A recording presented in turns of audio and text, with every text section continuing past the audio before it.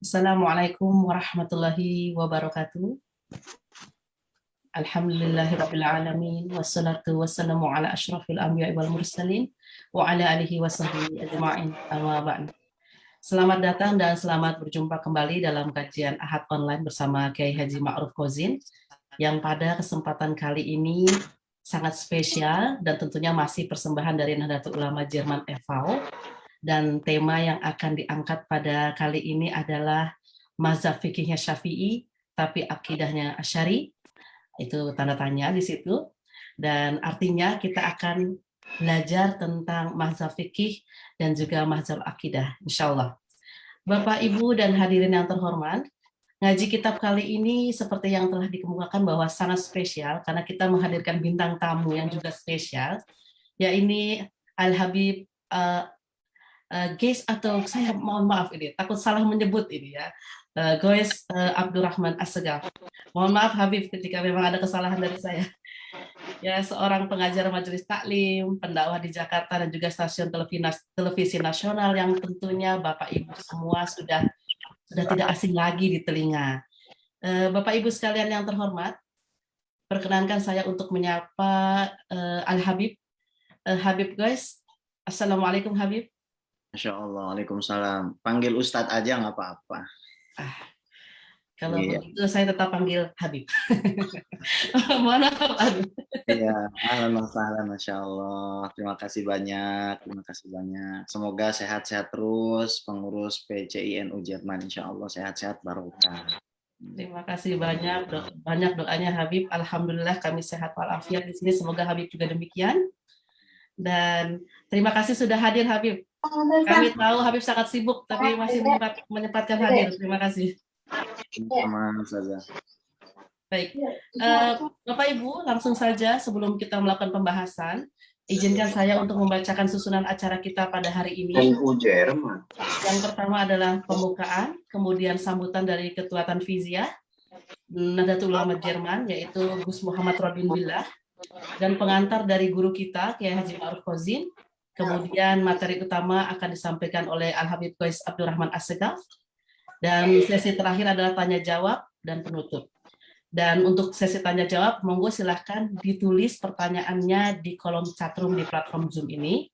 Nanti akan kami bacakan.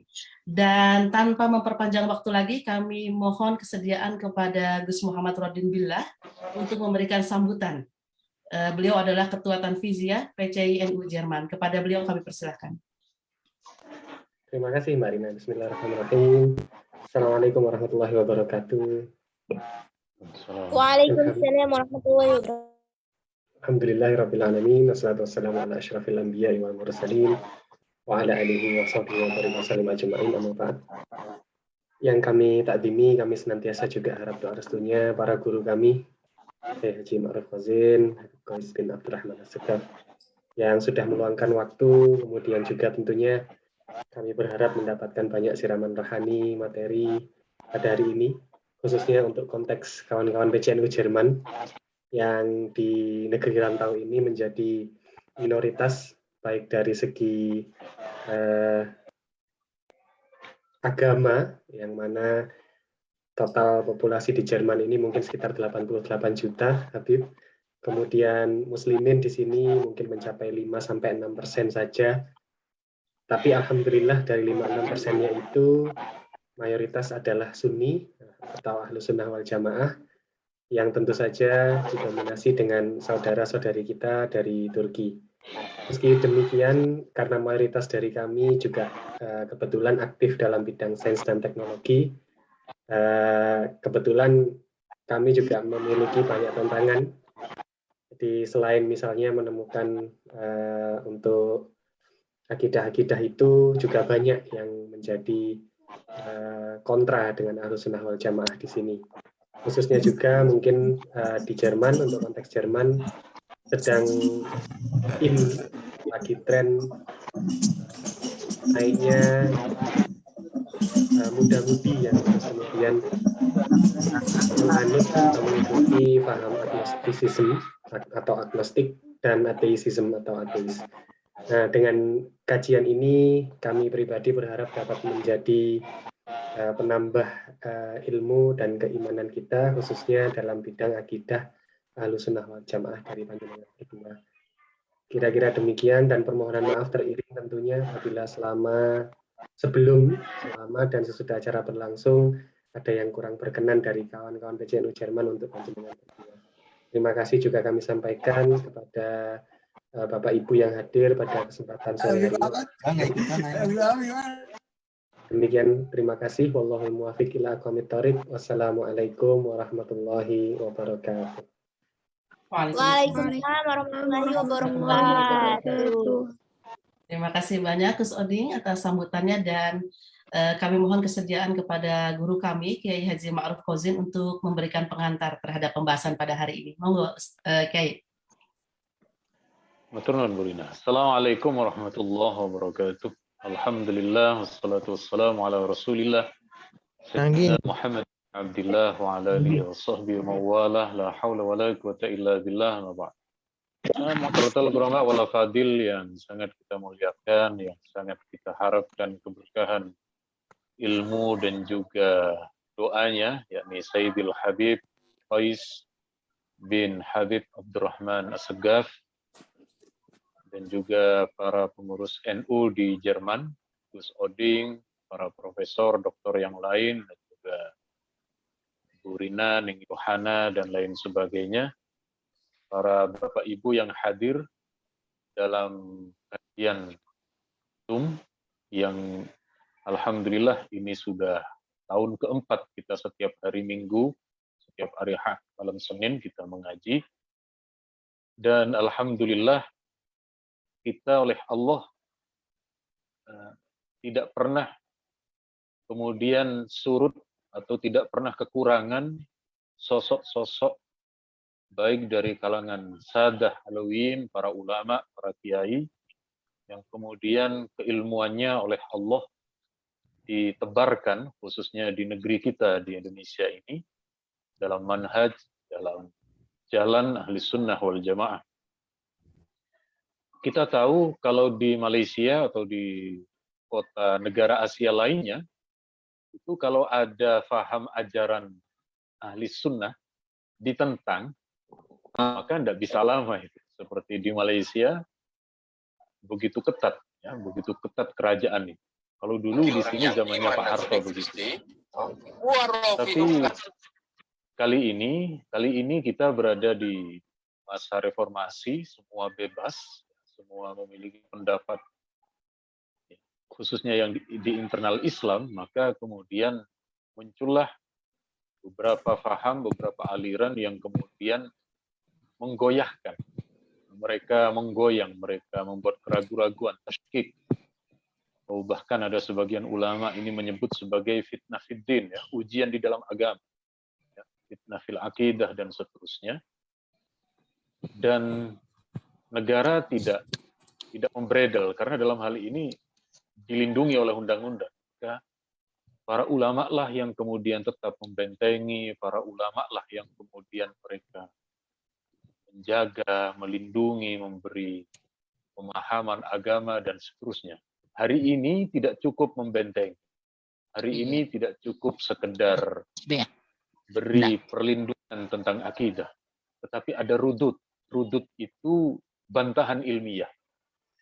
Kalau guru saya, Ustadz Idrus Romli, itu menyebut bahwa dulu akidah ahli sunnah ini diperjuangkan dengan ilmu. Baik yang di akidah, ada Imam Abu Hasan al-Ash'ari, kemudian dilanjutkan oleh Imam Al-Ghazali, karena memang ada ayat di dalam Al-Quran, wajadilhum billati hiya ahsan. Kalau kemudian bermujadalah, maka gunakanlah ilmu mujadalah yang baik. Ini saya yakin Habib Qais, ya, beliau ini insya Allah lulusan Mesir dan juga bimbingan dari para habaib yang lain, ketika kemudian memberi ilmu, memberi jawaban, kenapa kita ini kok mazhab fikihnya Syafi'i, kok akidahnya Asy'ari? Jangan-jangan bermasalah dengan mazhab Syafi'inya. Begitu yang mereka dengungkan. Lalu seperti kita sebut saja karena memang sudah terang-terangan di YouTube dan lain sebagainya, kata Ustadz Firanda misalnya, kata Ustadz Firanda, Imam Syafi'i itu meyakini Allah ada di langit. Mereka terang-terangan menyebut itu. Dan macam-macam. Sehingga kemudian kita mulai ragu-ragu loh. Ini kok begini ya? Nah, jadi pada kesempatan kali ini kita sekali lagi tidak hanya cucuran ilmu yang kita harapkan dari Habib Qais, tetapi juga doanya dan juga keberkahan dari para guru melalui beliau. Semoga diberikan kepada kita. Dari saya hanya itu sebagai pengantar, namanya pengantar Habib, jadi tidak boleh ikut ke dalam pesawatnya. Hanya untuk kemudian mempersilahkan para mustami'in, hadirin wal hadirat, kita simak bersama-sama ilmu yang akan dipaparkan oleh Sayyidil Habib Qais bin Abdurrahman. Kalau nama kerennya Gais. Tapi jangan salah baca, bukan guys, tidak boleh. Itu bahasa gaul yang bukan untuk guru kita. Tapi kalau guru kita pakai Arabnya itu Qais ya. Qais yang dulu sempat ada kisah syair ya, yang populer, tetapi di samping nama itu, nama Qais juga adalah nama yang populer di kalangan para ulama kita dahulu, bahkan juga di kalangan Sada Alawi. Jadi saya cukup sekian, mohon maaf Habib kalau ada tutur kata yang kurang berkenan dan juga hal-hal yang kurang etis dan kurang sopan, saya mohon maaf. Wassalamualaikum warahmatullahi wabarakatuh. Waalaikumsalam warahmatullahi wabarakatuh. Terima kasih banyak Kiai Ma'ruf Kozin atas pengantarnya, dan tanpa panjang lebar tentunya ruang Zoom ini kami serahkan waktu dan tempatnya kepada Al-Habib Qais bin Abdurrahman As-Sagaf untuk memulai kajian kita pada hari ini. Silakan Habib. Baik, terima kasih banyak. Bismillahirrahmanirrahim. Wahayukum bitahiyatil Islam. Assalamualaikum warahmatullahi taala wabarakatuh. Alhamdulillah wassalatu wassalamu ala sayyidina Rasulillah Sayyidina Muhammad ibn Abdullah wa ala alihi wa sahbihi wa mawalah wa la hawla wa la quwwata illa billah. Ashhadu an la ilaha illallah wahdahu la syarika lah wa ashhadu anna sayyidana wa maulana Muhammadan abduhu wa rasuluhu la nabiyya wa la rasula ba'd. Amma ba'du fa nawayna at-ta'allum wa ta'lim wal ifadah wal istifadah wal naf'a wal intifa' wal iqamah wal istiqamah wal hatha 'ala tamassuki bi kitabillah wa sunnati rasulillah ibtigha'an li mardatillahi wa wajhil karim. Allahumma faqihna fid din wa 'allimna ta'wil waj'alna minal ladzina yastami'una al-qawla fayattabi'una ahsanah. Allahumma arinal haqqa haqqan warzuqna ittiba'ah wa arinal batila batila warzuqna ijtinabah wa adkhilna bi rahmatika fi ibadikas salihin amin ya rabbal alamin. Yang saya muliakan dan hormati para ulama, para asatis, para habaib, para profesor, para doktor, wabil khusus guru kita Kiai Haji Ma'ruf Kozin, mata'anallahu ta'ala bituli hayati amin ya rabbal alamin. Ustazah, moderator yang saya muliakan, dan tidak lupa Dr. Oding, ya Gus Oding, yang selalu tidak bosan-bosannya kami harapkan barokahnya, kemudian ilmu-ilmunya, dan beliau ini masih punya utang sama saya. Beliau harus bayar hutang kepada saya, yaitu mencarikan ijma, apa yang mujma' alaih di kalangan para saintis, ya itu lagi beliau usahakan tuh, sambil ngomong anak, tapi beliau tetap ya bisa ngajarin kita ilmu yang sangat masya Allah. Ini sebuah keberuntungan buat saya. Sebenarnya membicarakan tema ini yang paling cocok ya Kiai Ma'ruf, kemudian Kiai Hidayat Nur, kemudian Gus Wahab, dan teman-teman yang lain, Gus Nora. Tapi saya ini kan posisinya sebagai anak bawang. Nah, katanya nih ya, katanya masakan itu kalau nggak ada bawangnya nggak sedap. Nah, ya. Tapi kan saya ini anak bawang. Jadi namanya anak itu kalau nggak sedap-sedap amat, ya jangan marah gitu ya. Baik, sekarang kita akan membahas satu topik yang saya kira serius tapi santai ya.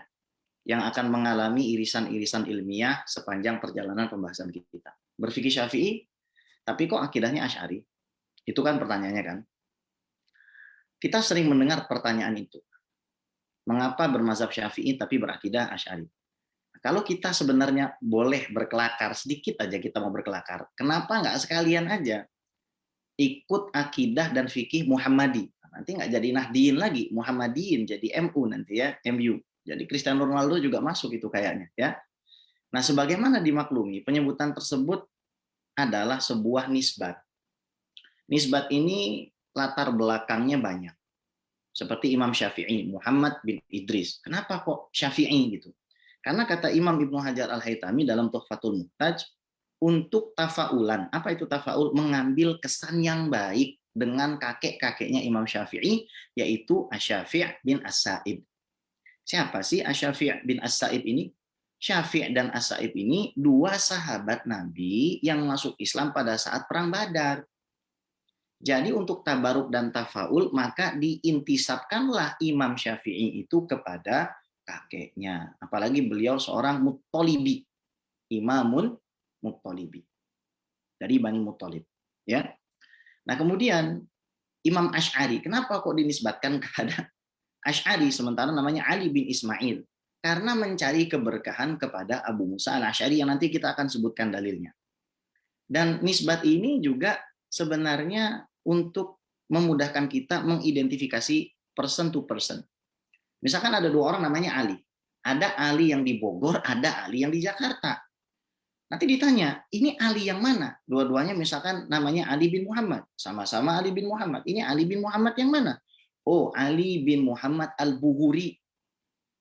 Ali bin Muhammad al-Batawi. Itu cuma nisbat aja. Tapi kemudian, karena nisbat itu menjadi keberkahan, karena nisbat tersebut menjadi identitas, maka murid atau siapapun yang mengikuti metode seorang imam dinisbatkan kepada imam-imam tersebut. Ya. Dari sini kita bisa memahami bahwasanya memang nggak ada masalah menisbatkan sebuah mazhab, baik akidah ataupun fikih, kepada imam-imam yang diakui. Dan tolong dicatat juga ya di bottom line, bahwasanya bukan pula hal tersebut seseorang keluar dari Al-Quran dan Sunnah atau tidak mengikuti sahabat. Nanti ribut gitu kan. Kenapa kok Salafi nanggung amat, kenapa nggak Muhammadi? Gitu kan. Seolah-olah mempertentangkan antara salaf dengan Nabi Muhammad SAW. Begitu pula berlaku misalkan kenapa kok Sahabi, kenapa nggak Muhammadi? Kenapa kok nisbatnya kepada tabi'in? Kenapa nggak kepada sahabat? Kenapa tabi'in? Nanti ributnya seperti itu. Padahal fungsi utamanya adalah identifikasi. Ya kan? Kemudian penisbatan tersebut merupakan amanah ilmiah dan tanda terima kasih kepada yang mendirikannya. Kita punya adab, punya etika. Kita punya adab, kita punya etik, dan itulah yang menjadikan orang-orang sekelas Al-Baihaqi, kemudian An-Nawawi, Ar-Razi, mereka nggak bikin mazhab sendiri. Baik dalam bidang fikih ataupun dalam bidang akidah. Kenapa ya? Karena itu yang dijelaskan Syekh Ali Jum'ah, ya. Madkhal ilal madhahibil arba'ah itu beliau sebutkan di situ. Oke, baik ya.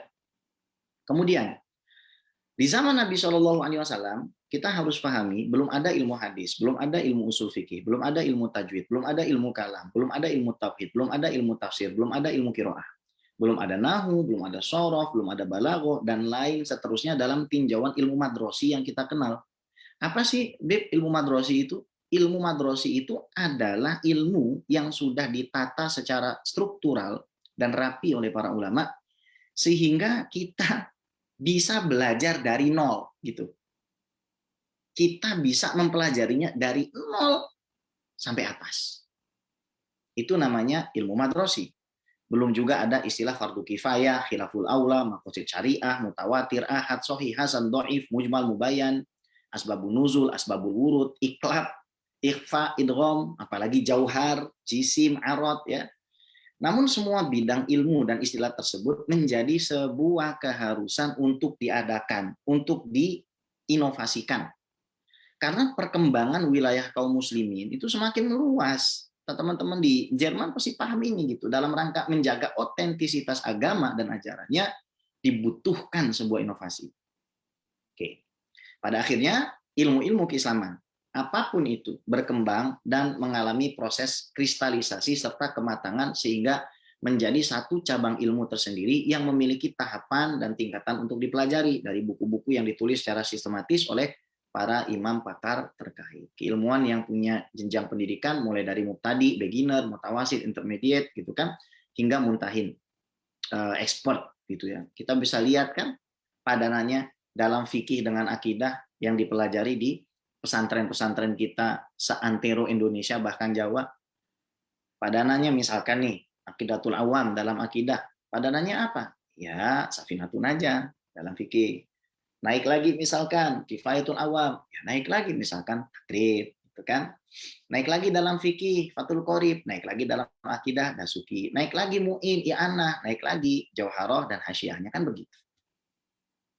Jadi semua itu adalah rangkaian juhud ataupun perjuangan para ahli ilmu yang kita nih harus terima kasih. Makanya saya sempat difitnah tuh di mana, di YouTube, dikatakan saya nggak meyakini sholat 5 waktu itu wajib. Padahal saya hanya memberikan tantangan. Coba buktikan kalau Anda bisa mengistimbat hukum sendiri tanpa ulama usul fikih. Bahkan istilah ijma saja itu berasal dari ulama usul fikih. Nah, di sini ya. Jadi kita harus sama-sama mawas diri. Bagi yang mempelajari tentang sejarah pengkodifikasian ilmu, apa sih Bib kodifikasi? Pembukuan. Ya, artinya ada mukodimahnya, ada babnya, kemudian juga semakin berkembang ada daftar isinya. Di zaman dulu nggak ada model begitu. Ya, karena marhalah daripada mazhab itu kan pertama taksis, pengasasan, pendirian, kemudian marhalatu nakli, penyebaran, kemudian marhalatu tadwin, penulisan kitab ya, pembukuan, kemudian marhalatu tahrir, editing, setelah editing finally marhalatul takrir, yaitu marhalah penegasan atau pengokohan. Nah, kalau kita mempelajari tentang sejarah ini, maka kita langsung paham, tidak setiap imam itu menuliskan keahliannya terhadap satu bidang ilmu. Ada imam yang fokus dalam ilmu riwayat dan ilmu hadis, ada imam yang fokus dalam penulisan ilmu tafsir, ada yang fokus dalam penulisan ilmu akidah, ada yang fokus dalam penulisan ilmu qiraah, ada yang fokus dalam penulisan ilmu nahwu, ada yang fokus pada penulisan ilmu balaghah dan lain seterusnya. Hal ini tentu saja bukan karena mereka punya akidah yang berbeda, atau punya keyakinan yang berbeda, atau punya iman yang berbeda.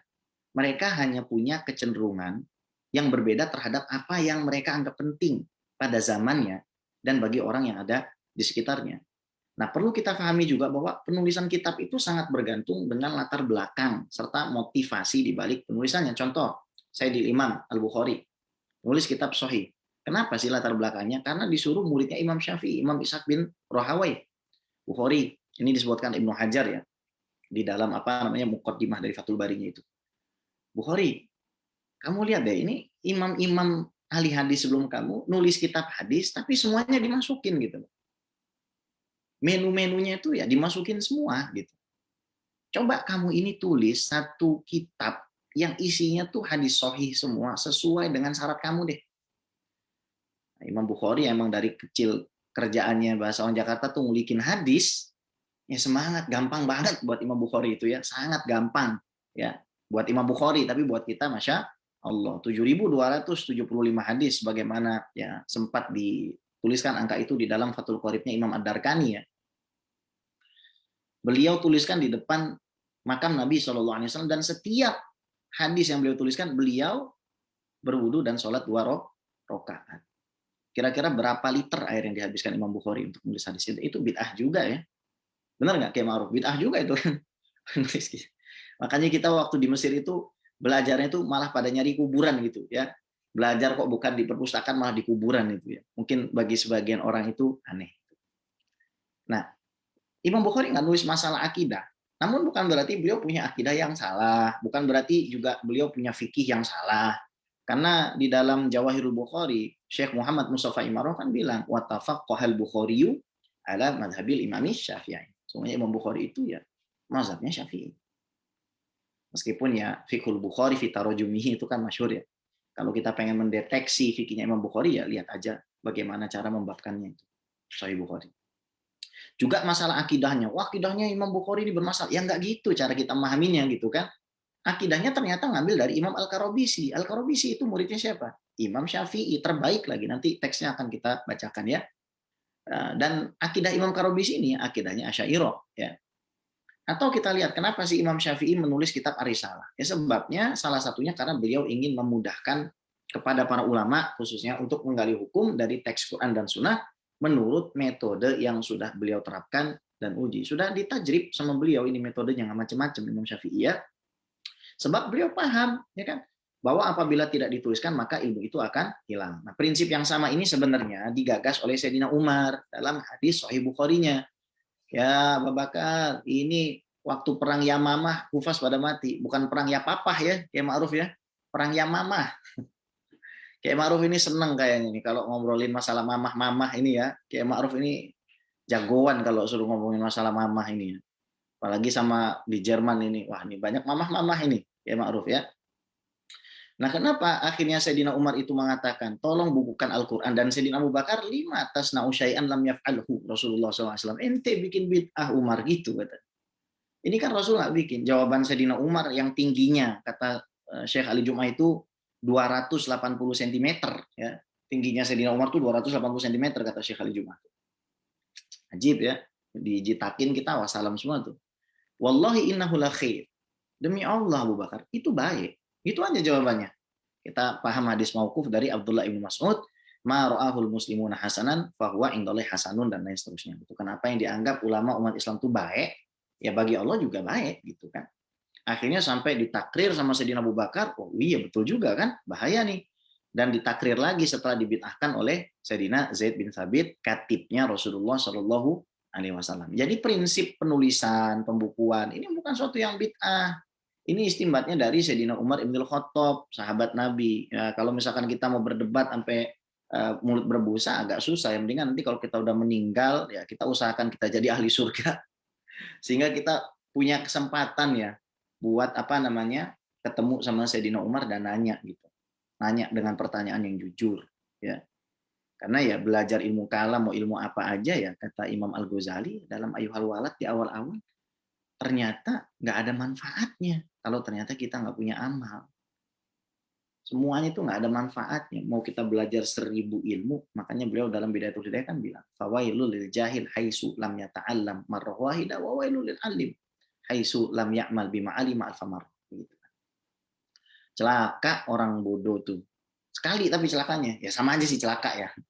Celaka nih orang bodoh. Kenapa? Karena dia nggak pernah belajar, dia nggak tahu. Tapi lebih celaka lagi orang yang tahu 1000 kali. Kenapa? Karena udah tahu nggak diamalin, itu kan celaka. Nah sekarang kita lihat nih, kenapa Imam Asy'ari itu nulis? Pertama, Imam Asy'ari tumbuh di saat penguasa menopang akidah Mu'tazilah. 3 Khalifah Abbasiyah tuh, Al-Ma'mun, Al-Mu'tasim, Al-Wafiq. Era di mana perang pemikiran dan ideologi terjadi antara Mu'tazilah dan Ahli Hadis. Yang kedua, Imam Asy'ari dibesarkan dalam lingkungan pemikiran ayah tirinya Abu Ali Al-Jubai yang Mu'tazilah. Hingga akhirnya Allah berikan beliau petunjuk bahwa Ahlussunnah wal Jamaah adalah akidah yang benar. Ini ada perdebatan seru nih Imam Asy'ari kan. Tanya dia sama Abu Ali Al-Jubai. Ya, saya pengen tanya tentang 3. Oh boleh silakan. Yang pertama orang dewasa yang mati kafir. Yang kedua orang beriman yang mati beriman. Ya, orang dewasa yang mati kafir, orang dewasa yang mati beriman, dan anak kecil yang wafat. Oh kalau orang dewasa yang mati kafir, ya dia masuk neraka. Sebab amalannya dia. Orang dewasa yang matinya beriman, dia masuk surga. Dan dia ashabud darajat, derajatnya tinggi. Sementara anak kecil yang mati, dia masuk surga. Ya, bagaimana kalau misalkan anak kecilnya protes? Ya Allah, kenapa engkau tidak matikan aku dalam keadaan aku ini dewasa, sehingga aku bisa beramal, nulhaqu bil faizin, kami bisa naik ke atas gitu loh. Lalu ya, kata ayah tirinya, gampang jawabannya. Karena Allah Subhanahu wa taala tahu kalau kamu besar, kamu bisa mati dalam keadaan kafir. Nah, nanti orang kafirnya protes ya. Protes kenapa? Katanya gitu kan. Kata Imam Asy'ari santai aja beliau ngasih tahu ini. Dia protes sama Allah, ya Allah kalau engkau tahu bahwasanya aku mati nanti besarnya dalam keadaan kafir, sudah balik dalam keadaan kafir aku mati, kenapa tidak engkau matikan aku sebagai anak kecil? Ayahnya nggak bisa jawab. Itu salah satu yang menyebabkan Imam Asy'ari keluar dari Mu'tazilah, ya kan? Nah, aliran Mu'tazilah ini berkembang setelah ada persinggungan antara agama Islam dengan filsafat Yunani, Persia, dan lain sebagainya. Ketiga, Imam Asy'ari hidup di zaman di mana aliran yang keluar dari Ahlussunnah wal Jamaah semakin menyudutkan kelompok Ahlussunnah wal Jamaah dari kalangan ahli hadis. Meskipun mereka mayoritas. Beliau melihat harus ada penulisan ya di kitab-kitab yang berisi argumen, bantahan sekaligus pembelaan kepada ulama ahli hadis. Ini tampak jelas ya dalam mukadimah kitab beliau Al-Ibanah bahwa beliau adalah membela akidahnya Imam Ahmad bin Hanbal. Kemudian keempat, Imam Asy'ari bermimpi berjumpa Sayyiduna Muhammad SAW dan Nabi Muhammad SAW memerintahkan Imam Asy'ari untuk menolong agama dengan ilmu yang dimiliki. Ini sudah jelas ya bagi para pengkaji kitab-kitab Imam Asy'ari ya, biografi beliau ini sudah jelas yang saya sampaikan ya. Maka Imam Al-Asy'ari menggabungkan jalur naqli, al-ibanah, dan akli, al-luma, dan semisalnya untuk membantah aliran seperti Mu'tazilah, Qadariyah, dan lain sebagainya. Beliau juga menuliskan kitab yang ensiklopedis atas pemikiran firok-firok Islamiyah, aliran-aliran Islam dalam kitabnya Maqalatul Islamin. Atas usaha beliau yang akhirnya diterima oleh mayoritas umat Islam, mayoritas ulama ahli hadis pada masanya dan setelahnya, akhirnya siapapun yang mengakui kebenaran akidah dan metode Imam Asy'ari, maka dia dikatakan seorang Asy'ari. Nisbat kepada kakek beliau, seorang sahabi, yaitu Abu Musa al-Asy'ari. Nah, pada masa yang sama, hidup dua imam lain yang nulis kitab akidah. Imam Asy'ari kan wafat, kalau nggak salah, 324 Hijriah. Ada Imam Abu Mansur al-Maturidi di Khurasan, ya, daerah Azerbaijan, Kazakhstan, yang tan-tan itu ya, yang ketan-ketan itulah ya, Khurasan ya, Uzbekistan gitu. Wafat 331. Kemudian ada Al-Hafiz Abu Ja'far at-Tahawi di Mesir, wafat 313. Ini unik. Tiga-tiganya nggak pernah WhatsAppan, tiga-tiganya nggak pernah Zooman, tiga-tiganya nggak pernah text message whatsoever ya. Tapi kendati pun nggak pernah, pemikiran mereka ketika dipertemukan bedanya hanya sedikit saja. Bahkan Imam Asy'ari mengatakan talkhis akidah Asy'ari itu ya akidahnya Imam Tahawi.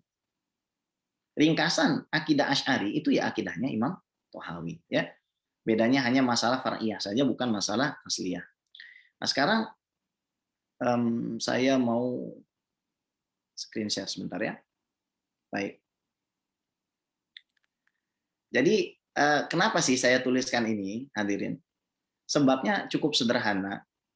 Supaya tidak ada lagi keraguan-raguan ketika mengatakan aku Asy'ari.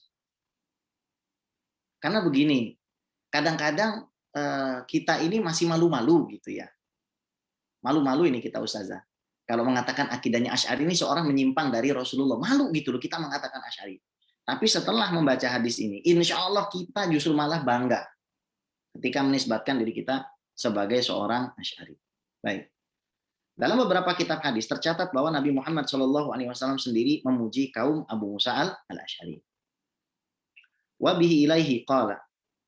Qala Nabi SAW, innal Asy'ariyyin idza armalu fil ghazwi aw qalla tu'amu iyalihim bil madinati jama'u makana indahum fi thawbin wahidin thumma tasamuhu bainahum fi inna'in wahidin bisawiyah fahum minni wa ana minhum. Sesungguhnya orang-orang Asy'ari kalau perang dan harta kebutuhan keluarga mereka di Madinah menipis, maka mereka mengumpulkan apa saja. Mereka akan mengumpulkan apa saja milik mereka pada satu kain, lalu mereka membagi rata di antara mereka pada tiap masing-masing. Mereka adalah bagian diriku dan aku adalah bagian dari mereka. Jadi penisbatan kita kepada Asy'ari ini kita belum masuk ke ranah epistema akidah ya. Penamaannya saja udah bagus banget. Asy'ari. Apa sih? Siapa sih Asy'ari di zaman Rasul? Oh, rupanya orang yang suka berbagi. Rupanya bukan orang-orang yang egois. Rupanya disifati oleh Nabi, mereka bagian dari diriku dan aku bagian dari mereka. Ini keren banget. Ini terlampau keren gitu. Masa nggak mau sih dibilang Asy'ari gitu. Kemudian hadis Sahih Bukhari, wa bihi ilai qala Abu Burdah an Abi Musa qala Nabi sallallahu alaihi wasallam inni la'arifu aswata rufqatil asy'ariyyin bil Qur'an hina yadkhuluna bil lail wa a'rifu manazilahum min aswatihim bil Qur'an bil lail wa in kuntu lam ara manazilahum hina nazalu bin nahar wa minhum hakimun idza laqiya al khayla aw qala al aduwa qala lahum inna ashabi ya'murunakum an tanzuru. Bersabda Nabi SAW, sesungguhnya aku mendengar suara kelembutan orang-orang Asy'ari dengan bacaan Al-Qur'annya ketika malam hari. Dan aku mengetahui rumah-rumah mereka karena kemerduan suara kaum Asy'ariyin ini dengan Al-Qur'an di malam hari. Sekalipun aku tidak pernah melihat rumah-rumah mereka ketika siang, tapi aku tahu gitu kata Rasul. Di antara mereka ada yang sangat cekatan jika menemui kuda perang atau musuh, ahli perang. Nabi katakan kepada mereka, sahabat-sahabatku menyuruh kalian agar melihat mereka. Ini kan satu hal yang sangat luar biasa. Dikatakan oleh Nabi SAW orang yang ahli Quran. Jadi kalau kita nisbatin kepada kaum Asy'ari ya baca Quran malam gitu. Ya. Nisbatin kepada kaum Asy'ari ya kita harus punya kelembutan. Kemudian Asy'ariyun adalah kaum yang dicintai dan mencintai Allah. Lamma nazalat Fasawfa ya'tillahu biqaumin yuhibbuhum wa yuhibbuna qala Rasulullah sallallahu alaihi wasallam hum qaumuka ya Aba Musa wa auma Rasulullah sallallahu alaihi wasallam biyadi ila Abi Musa al-Asy'ari hadza hadisun sahihun ala syarti Muslim. Tatkala turun ayat tentang Allah yang mencintainya dan kaum itu mencintai Allah, Rasulullah sallallahu alaihi wasallam bersabda, mereka adalah kaum kamu Abu Musa. Mereka adalah kaum kamu Abu Musa. Ya kan? Dikasih isyarat bahwasanya itu adalah kaumnya Abu Musa al-Asy'ari. Jadi kita nggak usah khawatir lagi gitu. Meskipun katakanlah kita nggak kenal Abul Hasan al-Asy'ari, penisbatan kita kepada nama Asy'ari saja itu keren banget. Apalagi nanti ditambah Abu Musa al-Asy'ari, Abul Hasan al-Asy'ari lagi, itu sudah sangat luar biasa. Ya. Nah kemudian kita lihat pujian para ulama kepada Imam Asy'ari, biar kita tahu karena ini tazkiyah ya. Contoh Imam Tajuddin As-Sufi, sebenarnya banyak ya, tapi Al-Fakir sampaikan sedikit saja. Qala Syekhuna wa qudwatuna ilallahi ta'ala Syekh Abdul Hasan Al-Asy'ari Al-Basri, Syekhu Thariqati Ahli Sunnah wal Jamaah wa Imamul Mutakallimin wa Nasiru Sunnati Sayyidil Mursalin wa Dabbu Anitin was-sa'i fi hifdzi aqaidil muslimin sa'yan yabqa atharuhu ila yaumi yaqumun nas li rabbil alamin wa imamun habrun taqiyyun barrun hama janaba syar'i minal hadisil muftaru wa qama fi nusrati millatil Islam fa nasaraha nasran mu'azzara. Guru kami, panutan kami kepada Allah, Abdul Hasan Al-Asy'ari Al-Basri, guru jalan ahlu sunnah wal jamaah, imam para ahli kalam, penolong sunnah Rasulullah, pembela agama, yang berjalan membela akidah umat Islam, dan perjalanannya terus abadi hingga hari di mana saat manusia berdiri di hadapan Allah Subhanahu wa taala, seorang imam yang alim, ahli takwa, ahli kebaikan, pembela syariat dari perkataan dusta, berdiri membela agama Islam dan diberi kemenangan serta pertolongan. Ajib. Al-Hafiz Khatib Al-Baghdadi, qala Abdul Hasan Al-Asy'ari Al-Mutakallim, sahibul kutub wa tasanif ar-rad 'ala al-mulhida wa ghairihim min al-mu'tazilati wa rafidati wa jahmiyati wal khawarij wa sairi asnafil mubtadi'ah. Abdul Hasan Al-Asy'ari, seorang ahli kalam, pemilik banyak kitab dan karangan dalam menolak aliran melenceng dan yang lain seperti Mu'tazilah, Rafidhah, ya Syiah, Jahmiyah, Khawarij dan golongan ahli bid'ah lainnya. Ya, itu Al-Hafiz Khatib Al-Baghdadi dalam kitab Tarikh Baghdad. Hafiz hafal 1000 hadis. Imam Abu Ishaq Asy-Syirazi Asy-Syafi'i Abdul Hasan Al-Asy'ari imamu ahli sunnah wa amatu ashabi Syafi'i ala madhhabi wa madhhabuhu madhhabu ahli al-haq. Ini clear. Imam besar dalam mazhab Syafi'i sendiri mengatakan apa? Abdul Hasan Al-Asy'ari itu imamnya Ahlus Sunnah dan mayoritas pengikut Syafi'i adalah mengikuti mazhabnya dan mazhabnya itu adalah mazhab Ahlil Haq. Imam Abdul Qahir Al-Baghdadi, "Tsumma ba'dahum Syekhun Nadhar wa Imamul Afaq fil Jadal wa Tahqiq Abdul Hasan Ali bin Ismail Al-Asy'ari alladhi sara syajjan fi huruqil qadariyah wa qad mala'atid dunya kutubuh wa ma ruziqa ahadun minal mutakallimin minat tab'i ma qad ruziq li anna jami'a ahli hadis wa kulla man lam yatama'zal min ahli ar-ra'yi ala madhhab." Kata Imam Abdul Qahir Al-Baghdadi dalam kitab Usuluddin beliau, kemudian setelah mereka adalah syekh ahli nazar, ahli kalam, ya, ahli ilmu akliyat, imam dari berbagai penjuru dalam debat dan tahqiq, yaitu Abdul Hasan Ali bin Ismail Al-Asy'ari yang menjadi penebas di leher Qadariyah. Dan dunia telah dipenuhi kitab-kitabnya dan tidak ada satupun ahli kalam yang diberikan pengikut seperti dia karena seluruh ahli hadis dan ahli ra'yi yang tidak mengikuti Mu'tazilah ikut mazhabnya. Ajib. Imam Abdul Qasim Al-Qushairi, ittafaqa ashabul hadis anna Abul Hasan Ali bin Ismail Al-Asy'ari kana imaman min a'immati ashabil hadis wa madhhabuhu madhhabu ashabil hadis. Takallama fi usuliddin ala tariqati ahli sunnah wa radda 'ala al-mukhalifin min ahli zayg wal bid'ah wa kana 'ala al-mu'tazilah wal mubtadi'in min ahli al-qiblah wal kharijina 'anil millah sayfan maslula wa man ta'ana fi aw qadaha aw sabbah faqad basata lisana su' fi jami' ahli sunnah. Jadi ahli hadis sepakat bahwa Abdul Hasan Ali bin Ismail Al-Asy'ari adalah imam para ahli hadis. Nanti kita bacakan dari Tabaqat Syafi'iyah Al-Kubra bagaimana hebatnya Imam Asy'ari itu dalam ilmu fikih dan juga riwayat hadis. Jadi bukan imam kaleng-kaleng ini, bukan cuma pinter kalam. Kalau zaman sekarang ini mutakaliminnya itu mutakalimin ahli bicara gitu. Kalau Imam Asy'ari ini enggak, mutakalimin betul-betul mutakalim ya. Menyeleweng daripada dan menolak kelompok yang melenceng dari kalangan menyeleweng dan ahli bid'ah. Dia atas Mu'tazilah dan ahli bid'ah dari kalangan ahli kiblat yang keluar dari Islam atau yang sudah keluar dari Islam adalah pedang yang terhunus. Dan barang siapa yang mencela dia, mencela Imam Asy'ari atau merendahkan atau mencaci maki Imam Asy'ari, maka lisan buruknya telah digelar untuk seluruh ahlu sunnah. Nah, ini teguran ya. Jadi ya janganlah kita tuh mengejek gitu Imam Asy'ari atau Asy'ariyah gitu. Kalau kita berani mengejek berarti kita berani face to face di hadapan Allah Subhanahu wa taala di yaumil qiyamah kelak bersama imam-imam yang sudah kita sebutkan tadi. Imam Ibnul Khaliqan, beliau berkata, Imam Asy'ari itu siapa? Shahibul usul wal qa'im bi nusrati madhhabi ahli sunnah wa ilaihi tunsabu ta'ifah al-asy'ariyah wa syuhratuhu tuni 'anil italati fi ta'rifi. Asy'ari adalah pemilik usuluddin yang tegak menolong mazhab ahli sunnah, dan kepadanya lah golongan Asy'ariyah berafiliasi. Popularitasnya mencukupi dari berbicara panjang tentang biografinya. Al-Hafiz Al-Baihaqi, ila an balagatin naubatu ila Syekhina Abil Hasan Al-Asy'ari falam yuhdis fi dinillahi hadasan wa lam ya'ti fihi bi bid'atin bal akhadha aqwal as-sahaba wa tabi'in wa man ba'dahu minal a'immah fi usuliddin fa nasaraha bi ziyadati syarhin wa tabi'in. Jadi Imam Asy'ari ini enggak bikin mazhab baru. Tapi Imam Asy'ari ini menjadi penolong agama. Ya kenapa? Ya karena membantu menjelaskan agama melalui jalur yang diridhoi oleh Rasulullah Shallallahu alaihi wasallam. Jalur apa, Bib?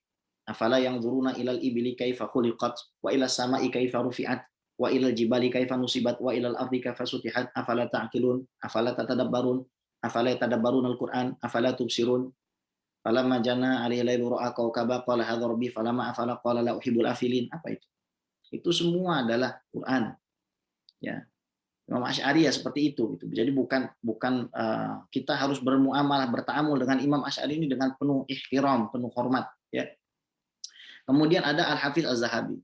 Beliau mengatakan ini murid Syekh Ibnu Taimiyah, Al-Asy'ari al-Allamah imamul mutakallimin wa kana ajaban fi dzaka wa quwwatil fahmi. Al-Asy'ari ini adalah seorang yang sangat alim, imam para ahli kalam dan sangat mengagungkan kecerdasan serta kekuatan fahamnya.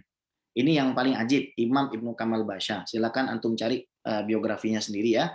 Beliau ini salah seorang imam ahli ilmu akliyat pada dinasti Utsmani. Jadi kalau misalkan ilmu nakli itu dinisbatkan pada zaman beliau itu kepada Imam Suyuti, nah ilmu akliyat ini dinisbatkan kepada Imam Ibnu Kamal Basha. I'lam, ketahuilah, anna Abul Hasan Al-Asy'ari imamu ahli sunnah wa muqaddamuhum. Thumma Aba Mansur Al-Maturidi wa anna ashab Syafi'i wa atba'ahu tabi'una lahu fil usul wa li Syafi'i fil furu' wa anna ashab Abi Hanifah tabi'una li Syekh Abi Mansur Al-Maturidi fil usul wa li Abi Hanifah fil furu'. Ketahuilah Abul Hasan Al-Asy'ari imam ahlu sunnah dan pemimpin mereka. Kemudian juga Imam Abu Mansur Al-Maturidi. Dan bahwasanya para ulama mazhab Syafi'i dan pengikut mereka mayoritasnya ya mengikuti Imam Asy'ari dalam permasalahan pokok dan mengikuti Imam Syafi'i dalam permasalahan furu' cabang. Dan bahwasanya ulama mazhab Hanafi mengikuti Syekh Abu Mansur Al-Maturidi dalam usul dan mengikuti Imam Abu Hanifah dalam masalah furu'. Silakan buka Masailul Khilaf baina al-Asy'ariyah wal Maturidiyah yang ditahqiq oleh Syekh Sa'id Faudah. Nah, hubungan ideologis antara Imam Asy'ari dengan Imam Syafi'i. Di antara ulama besar yang jadi guru Imam Abul Hasan Al-Asy'ari dalam bidang akidah dan hadis serta fikih ya, adalah Al-Imam Al-Hafiz, hafal 100.000 hadis, Zakaria bin Yahya As-Saji Asy-Syafi'i. Kemudian ada Al-Imam Abu Khalifah Al-Jumahi, ada Abdurrahman bin Khalaf Ad-Dab'i, kemudian ada Sahal bin Nuh Al-Basri, ada Muhammad bin Yaqub Al-Makburi. Al-Hafiz Az-Zahabi berkata dalam syiarnya, akhadha anhu Abul Hasan Al-Asy'ari maqalata salaf minas sifat. Abul Hasan Al-Asy'ari ini mengambil maqalah salafus saleh dalam perkataan pendapat sifat tentang sifat-sifat khobariyah, sifat-sifat Allah itu dari Al-Imam Zakaria As-Saji. Wa'tamada 'alaiha Abul Hasan fi iddati ta'alif.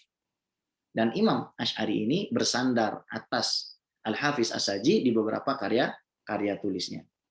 Imam As-Subki menambahkan qad ra'aitu riwayat Syekhuna an Zakaria As-Saji wa rawa aidan an Abi Khalifah Al-Jumahi wa Sahal bin Nuh wa Muhammad bin Yaqub Al-Makburi wa Abdurrahman bin Khalaf Ad-Dab'i Al-Basriyin wa aktsaru anhum fi tafsirihi. Jadi ya ini yang sudah saya jelaskan tadi ya. Kita persingkat saja karena ternyata wajah-wajah Anda semua sudah wajah-wajah bantal ya, sama seperti saya gitu. Baik. Kemudian Al-Imam Ibnu Qadi Syuhbah mengatakan Zakaria bin Yahya ni Abdurrahman bin Bahr bin Adi ni Abdurrahman Abu Yahya As-Saji Al-Basri Al-Hafiz ahadul a'immati thiqah. Jadi salah satu imam-imam yang terpercaya, ya. Akhadha anil Muzani war-Rabi wa akhadha anhu Asy-Syaikh Abdul Hasan Asy'ari madhhab ahli sunnah. Jadi korelasinya antara Imam Syafi'i begini. Imam Syafi'i belajar kepada Zakaria As-Saji. Zakaria As-Saji mengambil dari Al-Muzani dan Rabi. Al-Muzani dan Rabi mengambil dari Asy-Syafi'i. Salah satu yang diambil dari Imam Syafi'i adalah Imam Malik bin Anas. Imam Malik bin Anas mengambil kepada Imam Nafi. Imam Nafi mengambil kepada siapa? Abdullah ibnu Umar. Abdullah ibnu Umar mengambil kepada siapa? Sayyidul Wujud, Sayyiduna Muhammad sallallahu alaihi wasallam. Nabi Muhammad sallallahu alaihi wasallam mengambil dari siapa? Malaikat Jibril. Dari siapa? Dari Allah Subhanahu wa taala Rabbil alamin. Jadi wajar kalau misalkan orang bodoh seperti saya ini suka gandoli nama Asy'ari. Soalnya keren orangnya. Soalnya orangnya memang keren. Imam Asy'ari ini memang keren. Anda mau ngomong gimana lagi? Ini masih banyak ini, ya. Nah, sekarang kita lihat biografi singkat Imam Syafi'i dan akidahnya. Ya. Nama beliau Muhammad bin Idris Asy-Syafi'i Al-Muttalibi. Lahir di Gaza 150 Hijriah. Matal imam wa wulidal imam. Jadi dikatakan bahwasanya Imam Abu Hanifah meninggal hari itu, Imam Syafi'i lahir hari itu. Makanya terkenal tuh makalah. Matal imam wa wulidal imam. Satu imam mati, yang lain itu menggantikan. Dilahirkan, ya. Mencari ilmu di Mekah bersama Syekh Khalid bin Muslim Az-Zinji, kemudian Fudail bin Iyad, kemudian Sufyan bin Uyainah. Nah, kita sekarang mau ngomongin tentang gurunya Imam Syafi'i yang salah satu rawi Bukhari, Imam Sufyan bin Uyainah Al-Makki, ya. Salah satu guru Imam Syafi'i. Dalam masalah akidah bersesuaian dengan akidah Tanzi Imam Asy'ari dan Asy'ariyah. Dan menggunakan metode tafwid. Beliau berkata tentang ayat-ayat sifat dalam usul i'tiqad ahli sunnah yang ditulis oleh Al-Lalikai, kullu syai'in wasafallahu bihi nafsahu fil Qur'an fa qira'atuhu tafsiru la kaif wala mithal. Setiap sesuatu yang Allah sandarkan kepada dirinya, sifatkan kepada dirinya di dalam Al-Qur'an, maka bacaannya adalah tafsirnya. Tanpa kaif dan tanpa persamaan. Apa sih kaif? Silakan antum merujuk Mufradat fi Gharibil Qur'annya Ar-Raghib. Silakan antum merujuk Tajul Arusnya Al-Murtado Az-Zabidi. Antum akan dapatkan. Ini maksud kaif itu apa? Sesuatu yang punya tinggi, panjang, lebar, volume, berat, dibatasi sesuatu, warna. Nah, itu kaif. Jadi kaif itu harus dinafikan. Apa sih kaif? Kaif itu adalah sesuatu yang merupakan identifikasi makhluk, gitu. Masa identitas makhluk mau ditaruh kepada Khaliq? Nah, gitu ya. Wala mithal, tidak ada persamaan. Serupa aja enggak, apalagi sama, gitu kira-kira gampangnya. Nah, Imam Syafi'i ulama salaf dan ilmu kalam. Imam Syafi'i pernah berkata tentang ilmu kalam. La ayyalqallaha azza wa jalla al-'abdu bi kulli dhanbin ma khala syirk khairun lahu min ayyalqahu bi syai'in min hadhil ahwa. Jadi seorang hamba berjumpa dengan Allah Subhanahu wa taala dengan segala dosa selain dosa syirik itu lebih baik daripada berjumpa dengan membawa kesesatan ahli bid'ah yang melenceng. Dalam riwayat yang lain ilmi kalam disebut, ya. Tapi itu dibantah oleh para ulama, ini nukilan yang benar. Lalu apa jawaban ulama Ahlussunnah wal Jamaah terhadap nas ini? Imam Al-Baihaqi menjelaskan, wa inna ma yuridu wallahu a'lam bil kalam kalamu ahlil bid'ah fa inna fi asrihi ma inna ma kana yurafu bil kalam ahlul bid'ah fa amma ahlus sunnah fa qallama kanu yakhuduna fil kalam hatta taru ilaihi. Yang dimaksud ilmu kalam yang dibenci itu, Allahu a'lam, maksudnya kalamnya ahli bid'ah, Qadariyah, Mu'tazilah. Karena di zaman Imam Syafi'i, ya, Imam Malik, Imam Abu Yusuf, yang dikenal sebagai ilmu kalam itu adalah kalamnya ahli bid'ah. Asy'ariyah itu belum ada waktu itu. Ahlus sunnah mereka sedikit sekali membicarakan tentang ilmu kalam hingga akhirnya mereka terpaksa. Namanya orang terpaksa. Makanya Imam Ghazali kan kasih iljamul awam an ilmi kalam. Satu, supaya orang awam tuh nggak terlalu dalam-dalamin amat lah ilmu kalam, gitu kan. Cukup dalil ijmali aja, gitu kan. Kemudian beliau kasih solusi lagi Jawahirul Quran. Beliau tegasin tuh Imam Ghazali, saya tulis Jawahirul Quran ini untuk orang awam supaya pendekatannya itu pendekatan Qurani. Tapi namanya ilmu kalam ini ya memang harus dipelajari. Seperti Gus Wahab itu seorang farmasis. Beliau ini seorang apa ya? Tukang bikin obat. Dan harus ada yang seperti itu. Kenapa? Karena memang ada orang sakit. Nah, juga harus dikasih sesuai dengan kadarnya. Nggak boleh berlebihan. Masa orang sehat dikasih obat gitu kan? Ya. Jadi ini kembali lagi kepada apa? Kepada pemahaman kita terhadap waqi' yang terjadi di masyarakat. Nggak mungkin misalkan mau belajar sanusiyah di hadapan jamaah yang masih awam. Cukup kita ajarkan akidatul awam, ya, atau makna-makna yang ada di dalamnya menggunakan ayat-ayat Al-Quran sebagaimana sudah dijelaskan dalam Jala'ul Afham Syarah Aqidatil Awam yang ditulis oleh yang diimlakan Abu Yazid Muhammad bin Alawi bin Abbas Al-Maliki kepada Kiai Haji Muhammad Ihya Ulumuddin, pemimpin Ma'had Nurul Haramain Jombang, ya.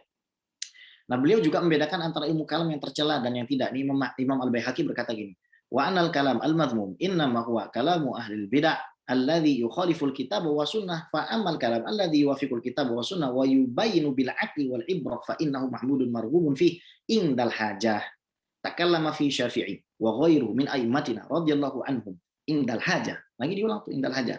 Kama sabaqa dzikruna lahu wa qad kana Abdullah bin Yazid bin Hurmus al-Madini Syekh Malik bin Anas, ya. Syekh Malik bin Anas Ustadz Syafi'i rahimahullahu taala basiran bil kalam warad ala ahlil ahwa. Dan kalam yang tercela ini kalamnya ahlul bid'ah yang menyelisih kitab dan sunnah. Adapun kalam yang selaras dengan kitab dan sunnah dan menjelaskan tentang dengan logika dan perumpamaan yang baik, itu kan fa'tabiru ya ulil absar. Maka itulah kalam yang terpuji dan dianjurkan sekiranya ada hajat. Ya kalau ada kebutuhan nggak apa-apa, namanya orang sakit sekedarnya aja gitu dan nggak bagi banyak orang, ya. Secara tafsili kita wajib mengetahui dalil itu secara fardu kifayah, wajib kifai, artinya idza fa'alahul ba'd saqata 'anil ba'din, kan begitu. Nah, Imam Asy-Syafi'i dan imam-imam lain radhiyallahu taala juga membicarakan ilmu ini ketika ada hajat sebagaimana yang telah aku sebutkan. Dan Abdullah bin Yazid bin Hurmus Al-Madani, guru daripada Imam Malik bin Anas, Ustadz Imam Syafi'i rahimahumullah, adalah pakar di bidang ilmu kalam yang menolak aliran-aliran sesat. Ya. Nah, Al-Baihaqi meriwayatkan dari Al-Imam Al-Muzani Asy-Syafi'i, ya, muridnya Imam Syafi'i langsung, darobaini wa baina rajulin munasabatun fasa'alani an kalam kada ayushakikani fi dini faji'tu ila Syafi'i faqultu lahu kana minal amri kaita faqala hadhihi mas'alah lil muhidin wal jawab anha kaita. Telah terjadi dialog antara aku dengan seorang laki-laki, dia bertanya kepadaku tentang kalam yang hampir saja menjadikan aku ragu terhadap agamaku. Kemudian Al-Muzani bilang, aku datang kepada Syafi'i, aku bertanya kepadanya, ini masalahnya begini dan begini. Kemudian Imam Syafi'i mengatakan, oh masalah ini milik mereka yang melenceng agamanya. Jawabannya begini dan begini. Artinya Imam Syafi'i membiarkan dan mengajarkan. Kalau sudah mengajarkan berarti atqana fi, berarti Imam Syafi'i itu sudah menyempurnakan pemahamannya. Imam Malik mengomentari Imam Abdullah Yazid bin Hurmus, kana basiran bil kalam wa kana yaruddu ala ahlil ahwa. Imam Malik menerjemahkan, menuliskan biografi gurunya sebagai apa? Pakar ilmu kalam. Dengan catatan apa? Menolak kelompok yang sesat. Imam As-Safarani dalam Al-Lawamil Anwar berkomentar terhadap celaan ulama salaf kepada ilmu kalam. Wal kalamul ladzi hadzarana minhu, maksudnya hadzarana ini Imam Ahmad, wairul ladzi sannafa fihi kullu imamin wa hafidhin wa faqihin. Fa ilmul kalam alladzi naha anhu a'immatul Islam wal ilmul masyhur bil falsafah wa ta'wil wal ilhad wa abatil wa sarfil ayatil qur'aniyah an ma'aniha adh-dhahira wal akhbar an-nabawiyah an haqa'iqi al-bahira duna ilmi salaf wa madhhabil athar. Baik.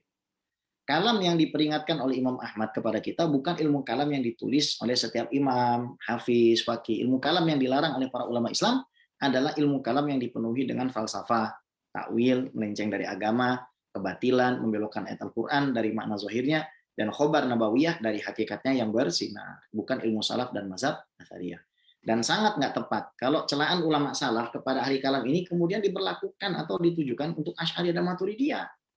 Sementara ahli kalam yang hidup di zaman Imam Malik, yang mayoritasnya itu adalah ahli hadis, ahlu sunnahnya, belum banyak orang-orang yang yahuduna fil kalam, adalah Mu'tazilah dan Jahmiyah, Qadariyah, ya, Mujassimah juga ada. Ada nggak murid utama Imam Syafi'i yang ahli dalam ilmu kalam? Ada, namanya Al-Imam Al-Qarabisi. Al-Imam Al-Qarabisi Al-Husain bin Ali bin Yazid Al-Baghdadi, wafat tahun 248 Hijriah. Para ulama Ahlus Sunnah wal Jamaah banyak sekali memuji beliau. Contoh Imam Al-Abbadi, qala Imam Abu Asim Al-Abbadi, lam yatakharraj ala yadi Syafi'i rahimahullah bil Iraq mithlul Husain. Wa qala kana min a'yanil hufaz wa jullatil fuqaha al-mutakaddimin fi ma'rifatil usul wal muhaqqiqin inda nadhar. Wa qala Nawawi wa kana mutakalliman 'arifan bil hadis. Akhadha anhu al-fiqh khalqun katsir. Lahu tasanif katsira fi usulil fiqh wa furu'ih wa sannafa aidan fil jarh wa ta'dil wa ghairihi wa taraddada ismul Karabisi fi mu'dhami kutubil madhhab wa kana thiqatan sabatan fi. Jadi Imam Al-Karabisi ini dipuji tidak ada murid Imam Syafi'i yang lebih top, kata Imam Al-Abadi, yang lulus dari Basra yang lebih tokcer lah dari Imam Al-Karobisi ini. Beliau ini termasuk daripada pemuka para hufaz, kemudian juga ahli fikih, ya kan?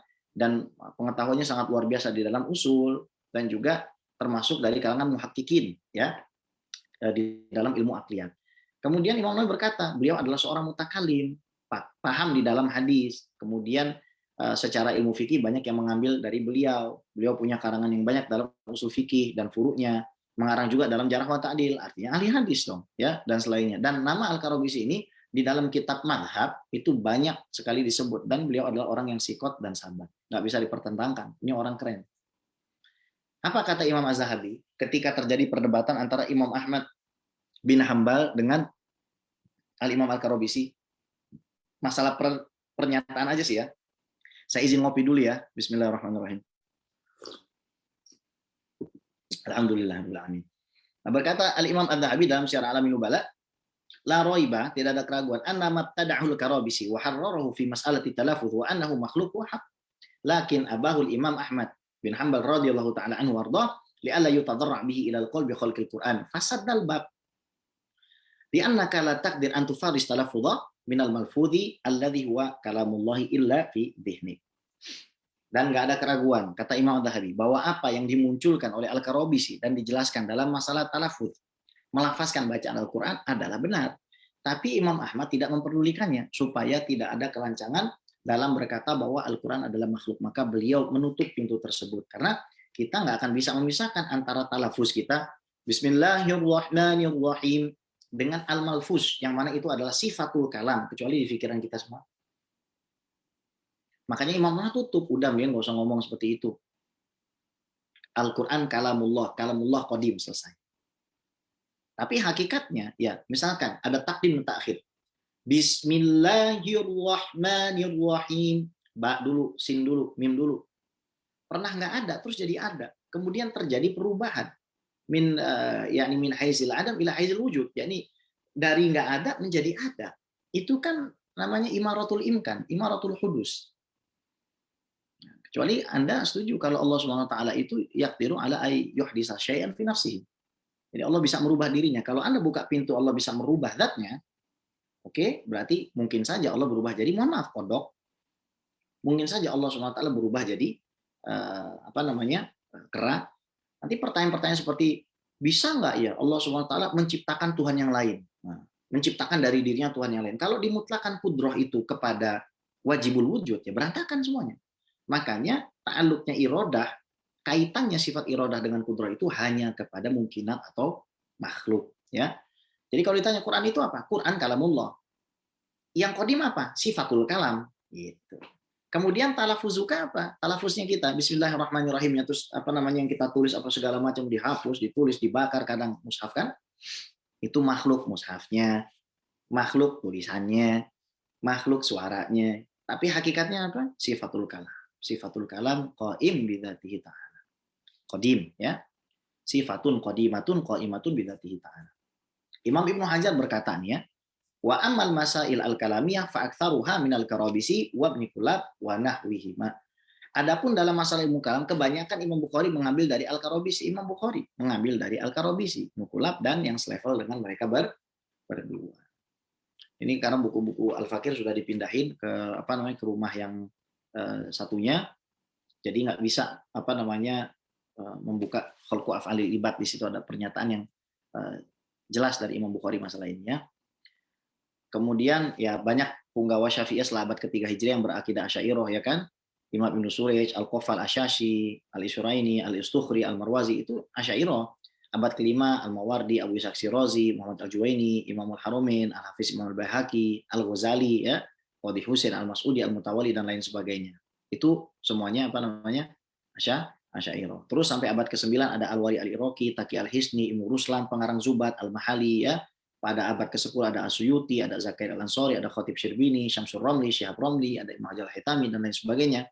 Abad 11 ada Al-Imam Ali Shibro Malisi, ada Imam Al-Burhan Abil-Mawi, ada Ar-Rashidi. Abad ke-12 ada Muhammad bin Sulaiman Al-Qurdi, penulis Fawaid Madaniyah yang berisi rumus mazhab Syafi'i. Ada Sulaiman Al-Jamal. Abad 13 ada Al-Baijuri, Al-Azhari, ada Imam Syarqawi, Ada Bujaironi, ada Abdurrahman bin Sulaiman Al-Ahdal. Ini buatnya buru-buru jadi ngaco gitu ya, tata letaknya. Tolong dimaafkan ya, namanya saya ini anak bawang gitu.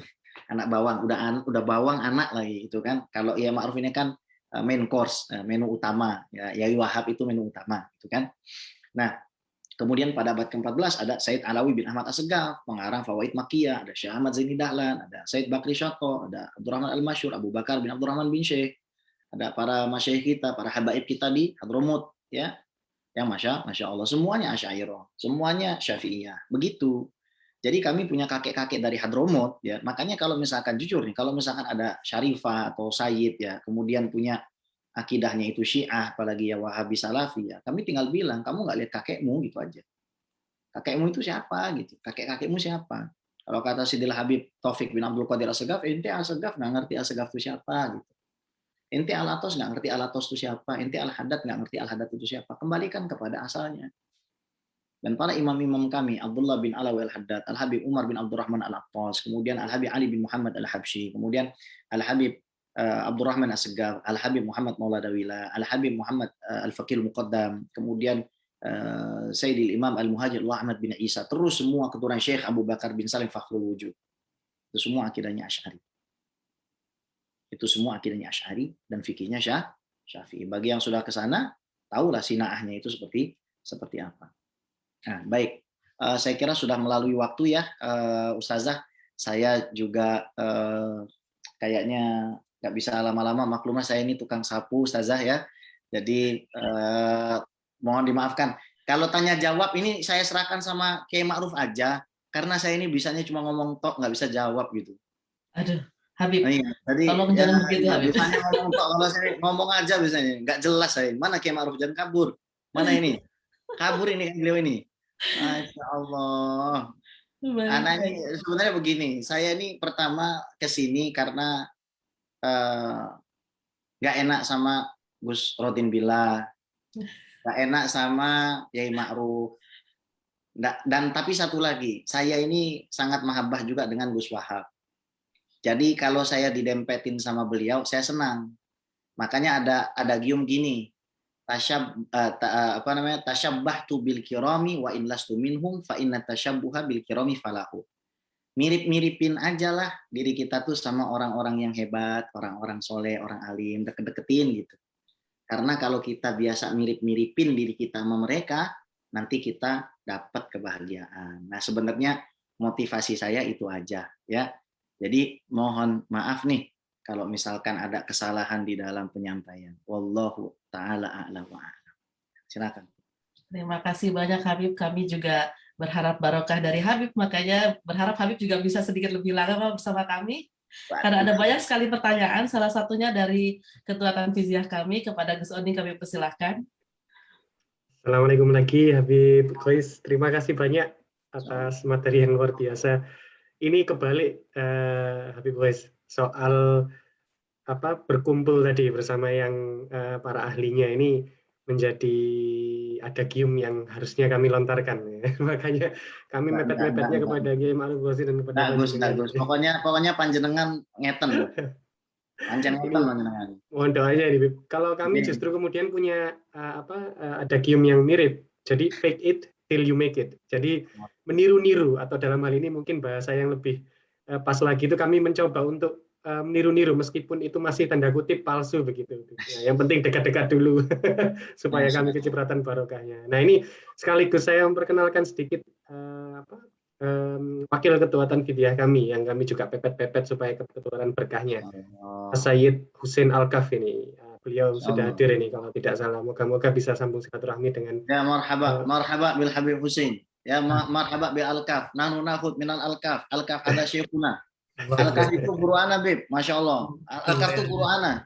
Allahumma shalli ala Muhammad wa ala Muhammad. Ya Habib. Ya marhaba bil Habib. Marhaba bil Habib. Kapan ngegam, Habib? Kita yang awam di sini ya Allah. Kita yang ya Allah, enggak, Bib. Ana murid antum, Bib. Bener, Bib. Ana guru ana Al-Kaf, Bib. Ana enggak berani sama antum, Bib. Benar. Guru ana Al-Kaf soalnya, Bib. Nanti ana kualat ini sama Ahlul Kaf ini kualat ana. Ampun, Bib. Ya Allah, ya Rabbi, ya Allah, ya Rabbi. Kita di sini awam.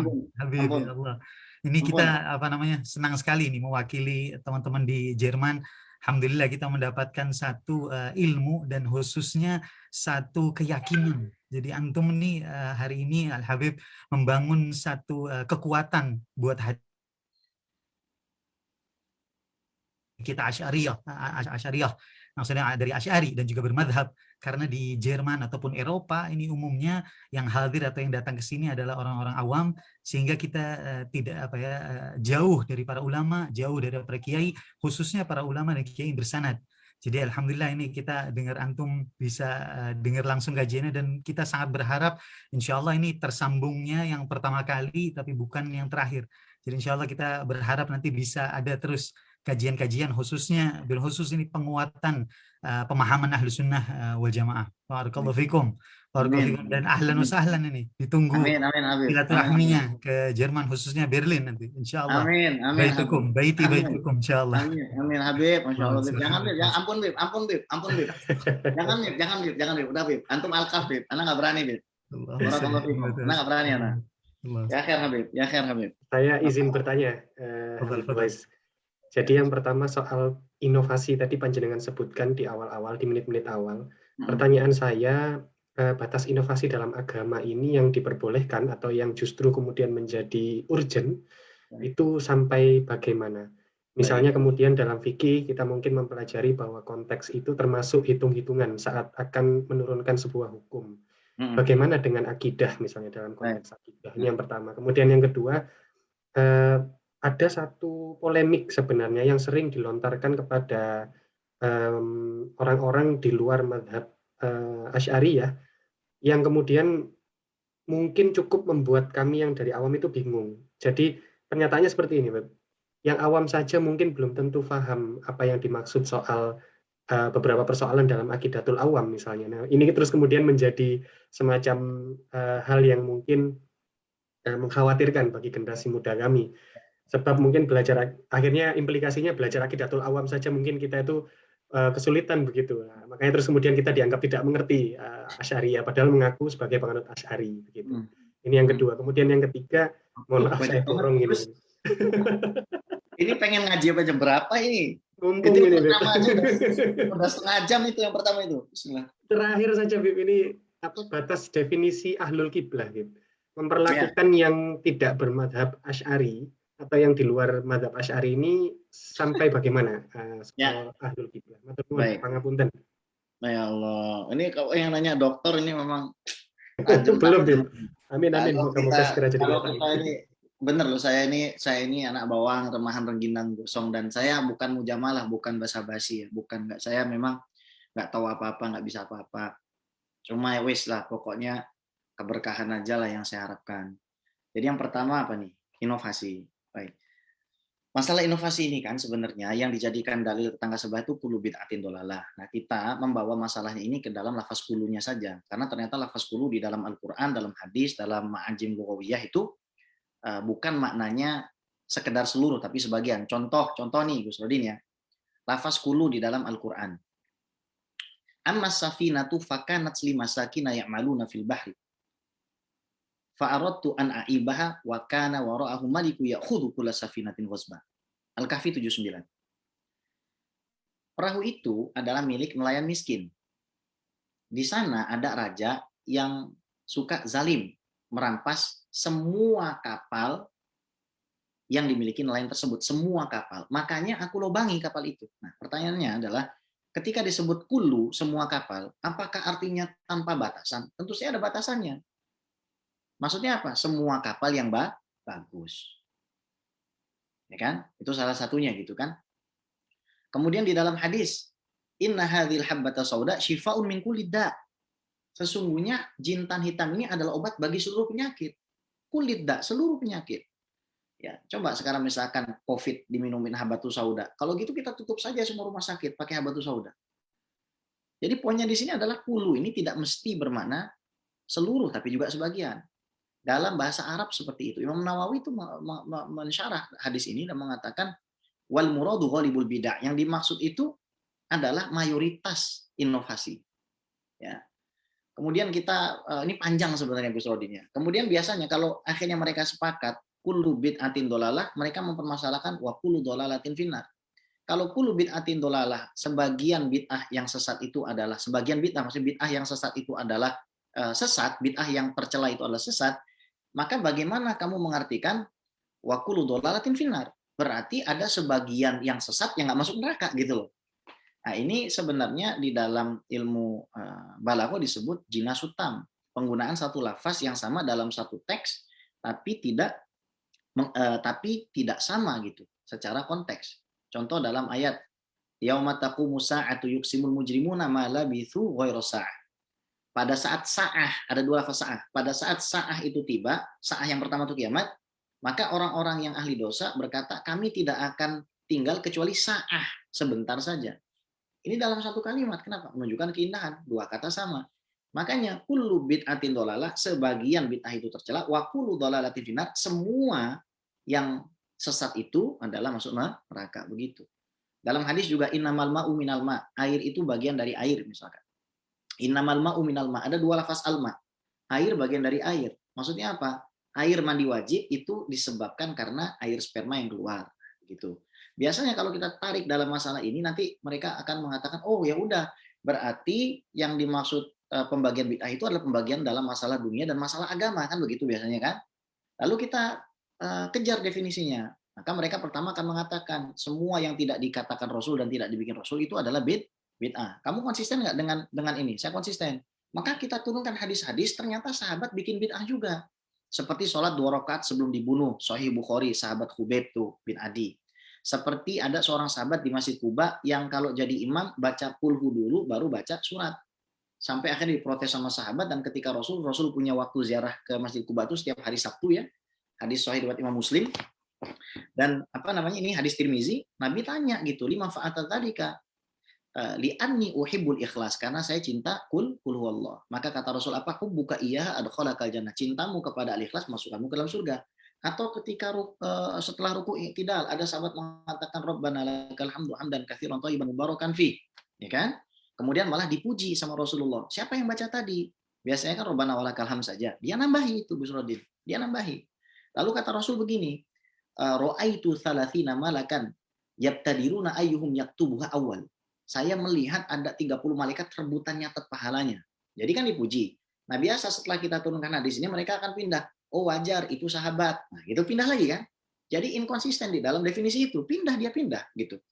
Lalu kita turunkanlah hadis-hadis yang berkaitan dengan apa? Berkaitan dengan apa yang dibikin para sahabat nggak semua diterima. Ada sahabat namanya Abu Israil.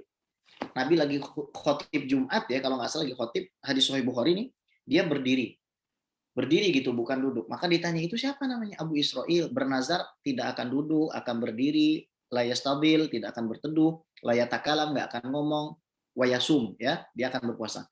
Suruh dia duduk dan suruh dia menyempurnakan puasanya. Artinya nazar dia untuk berdiri itu ditolak sama Rasul. Ada sahabat yang pengen sholat tapi nggak tidur. Ada sahabat yang pengen puasa tapi nggak buka. Ada sahabat yang nggak pengen nikah. Ditolak sama Rasul. Jadi apa yang dilakukan sahabat itu ternyata ada yang diterima, ada yang ditolak. Ada yang ditolak, ada yang ditakrir sama Rasul. Nah, akhirnya mereka pindah lagi. Oh, wajar mereka hidup di zaman Rasul. Akhirnya kita cari hadis-hadis yang berkaitan tentang inovasi sahabat setelah Rasul meninggal. Contoh yang paling jelas adalah azan 4 kali zaman Sayyidina Utsman. Contoh yang paling jelas adalah penulisan Al-Quran, meskipun mereka beralasan itu dengan kaidah usul fikih mereka, tapi ilat daripada penulisan Al-Quran itu mansus, bukan mustambat lagi itu ilahnya, bukan mustambat atau ilahnya sudah mansusoh itu.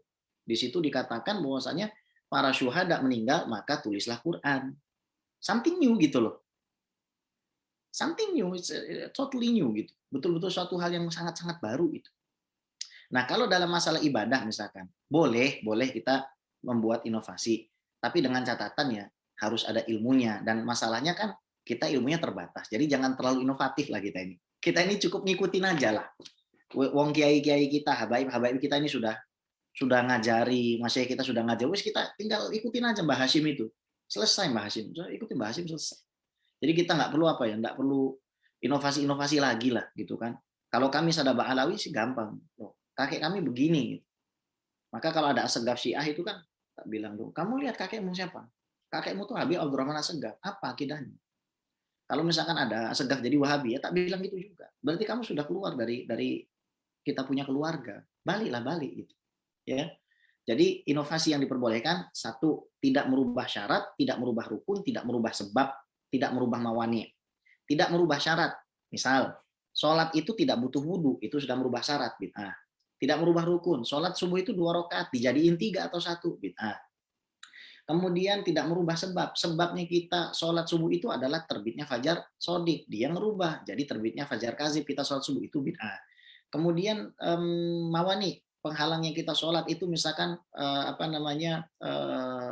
terkena najis. Terkena najis itu nggak ada masalah. Nah ini juga bid'ah. Jadi kalau dia merubah daripada tatanan yang model seperti itu, maka itu bisa dikatakan sebagai bid'ah. Wallahu a'lam. Terus yang kedua, banyak banget ini sebenarnya. Saya ngebut-ngebut aja tadi ngomongnya.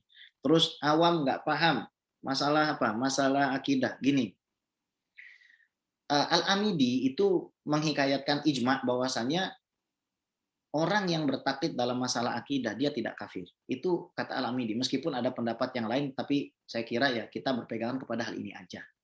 Kenapa ya? Karena kalau kita lihat ya, para ulama saja itu memberikan uzur. Misalkan ini sekaligus nyambung sama yang ketiga gitu, bagaimana sikap kita kepada ahli kiblat. Misalkan ada orang menjadi seorang antropomorfis, dia jadi mujasim gitu, dia mempersonifikasikan Tuhan.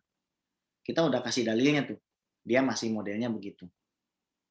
Kita nggak boleh justifikasi dia ahli neraka, tapi yang harus kita lakukan adalah kita terus berusaha mengedukasi. Dan kita ini kadang-kadang mohon maaf ya, kita terlalu sibuk debat, tapi kita nggak pernah kasih dia pekerjaan, kita nggak pernah kasih dia makan. Dia begitu mungkin gara-gara cari eksistensi, Gus Odin. Yang seperti itu biasanya, ayo kita rangkul, kita ajak gitu loh. Kita peluk dia. Saya pernah punya teman kayak begitu, orangnya baik banget. Belum ada kerjaan dan lain sebagainya. Akhirnya saya cariin, saya doain, dan saya bilang sama teman itu, ini anterin makanan ke rumah beliau, katakan saya mencintai beliau. Kita memang harus kayak gitu. Jadi pendekatan-pendekatan yang katakanlah persuasif seperti ini juga harus kita kedepankan. Nah kalau kaidahnya sendiri, Imam Asy'ari mengatakan Ishhadu alayya bi anni la ukaffiru ahadan min ahli qiblah. Itu juz 10 Syiar Alamin Nubala Darul Hadis halaman 44 kalau saya nggak salah. Jadi Imam Asy'ari ketika sudah meninggal mengatakan, saksikanlah wahai muridku, aku tidak mengkafirkan satu orang pun dari ahli kiblat. Kaidahnya seperti apa? Hadis Sahih Bukhari, man istaqbala qiblatana, kalau ada orang sholatnya menghadap kiblat kami, wa sholatana, sholatnya juga sholat kami, wa akala dhabihatana, memakan sembelihan kami, fadzakal muslimul ladzi fi dhimmatillahi wa rasulih, maka dia adalah orang Islam yang berada dalam penjagaan Allah dan Rasulullah SAW. Apa yang harus dijaga, ikhwah? 3, hadis Sahih Muslim. Damuhu, darahnya, maluhu, hartanya, wa irduh, dan juga kehormatannya. Tapi sekarang apa? Kita bisa social distancing, tapi kita nggak bisa social media distancing. Kita bisa jaga jarak, tapi lidah kita nggak berjarak untuk nyakitin orang lain. Itu yang sebenarnya harus kita introspeksi diri juga gitu. Nah kalau masalah Syiah, Mu'tadi'ah dan lain sebagainya, iya mereka salah, dan kita wajib untuk mengedukasi supaya kita punya keturunan selamat, punya sahabat selamat. Tapi at the end of the day, Imam Abu Ja'far At-Tahawi menulis di dalam akidah tauhidiyahnya, la nukaffiru ahadan min ahli kiblat bi dzambin ma lam yastahilhu, kami tidak akan mengkafirkan ahli kiblat selama dia tidak menghalalkan sesuatu yang haram, dan kami tetap mendoakan mereka supaya mereka husnul khotimah. Baik. Nah, kayaknya itu rumusannya NU itu rumah besar ya. Itu rumusnya NU rumah besar. Tapi ya meskipun besar tetap harus dikasih kamar yang lain gitu. Tetap ada kamar yang lain lah buat ini. Jangan dimasukin ke kamarnya kita, karena kita semua bernaung di bawah benderanya Mbah Hasyim Asy'ari. Wallahu a'lam. Jazakumullah khairan katsira, Habib. Wa iyyakum, masyaallah. Terima kasih banyak Habib. Dan menurut rencana kita masih punya 10 menit ini Habib. Masih berkenan untuk menerima pertanyaan Habib atau sudah? Masyaallah.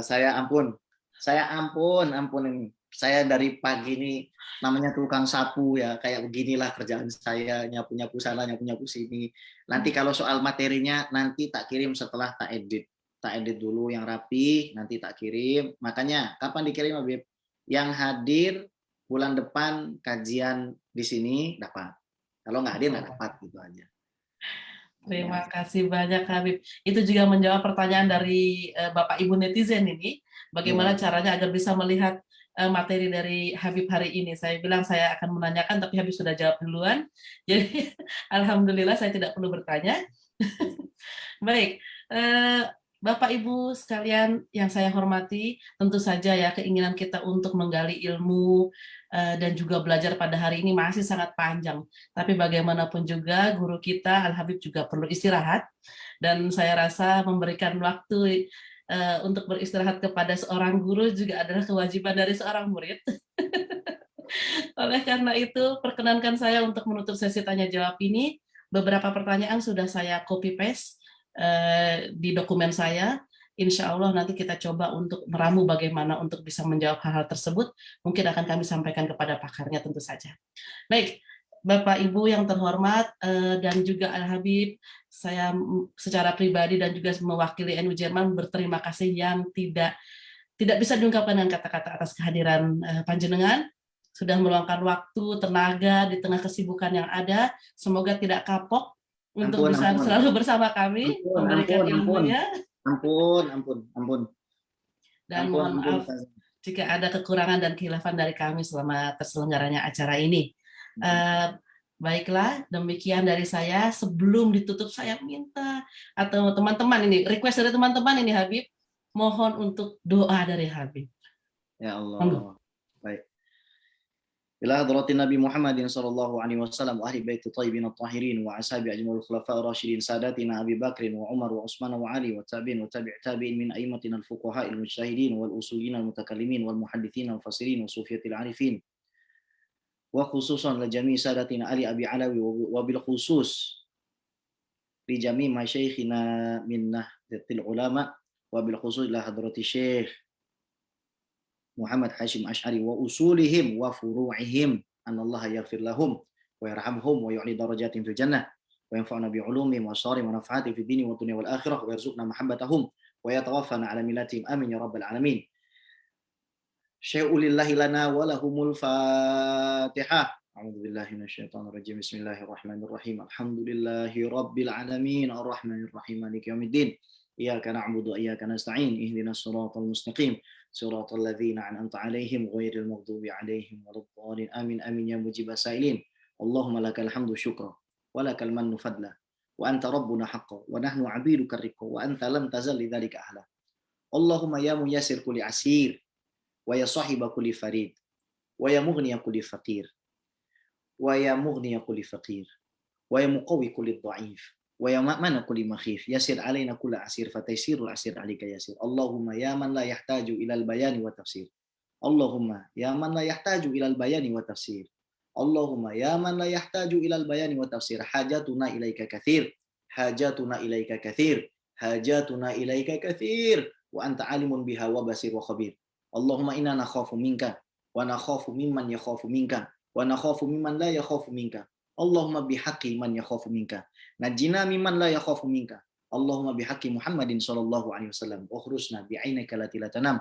واكنفنا بكنفك الذي لا يرام وارحمنا بقدرتك علينا فلا تهلكنا وانت ثقتنا ورجعنا برحمتك يا ارحم الراحمين وصل اللهم بجمالك وجلالك على خير خلقك سيدنا المرسلين سيدنا محمد صلى الله عليه وسلم وعلى اله وصحبه اجمعين والhamdulillahirabbil alamin. Ada pepatah Gus Oding, ada ranting, ada kayu, I'm nothing without you. Ada pepatah lagi nih, ya, ada pepatah lagi nih. Lontong Padang tahu Sumedang, meskipun jarak membentang, anak tetap sayang sama antum. Alhamdulillah. Terima kasih banyak ya teman-teman. Maju terus Nahdlatul Ulama, penjaga NKRI dan NU sama Habaib nggak akan pernah dipisahkan sampai hari kiamat. Sampai yaumul kiamah. NU ya Habaib, Habaib ya NU titik. Nggak bisa dipisahkan. Amin, amin. Barakallahu fikum. Amin. Mohon izin. Assalamualaikum. Terima kasih Habib. Sehat-sehat selalu. Amin. Baiklah Bapak Ibu semua, demikianlah acara kami pada hari ini. Terima kasih kepada Kiai Haji Ma'ruf Fauzin dan juga Al-Habib Qais Abdurrahman Assegaf atas ilmu dan waktunya yang sangat berharga. Mohon maaf apabila ada kesalahan dan kehilafan selama terselenggaranya acara ini. Kita jumpa lagi insya Allah di lain kesempatan. Jaga kesehatan Anda, insya Allah kita ketemu lagi minggu depan, begitu ya. Baik, dari saya cukup sekian. Wallahu muwaffiq ila aqwamit thoriq. Assalamualaikum warahmatullahi wabarakatuh. Waalaikumsalam warahmatullahi wabarakatuh.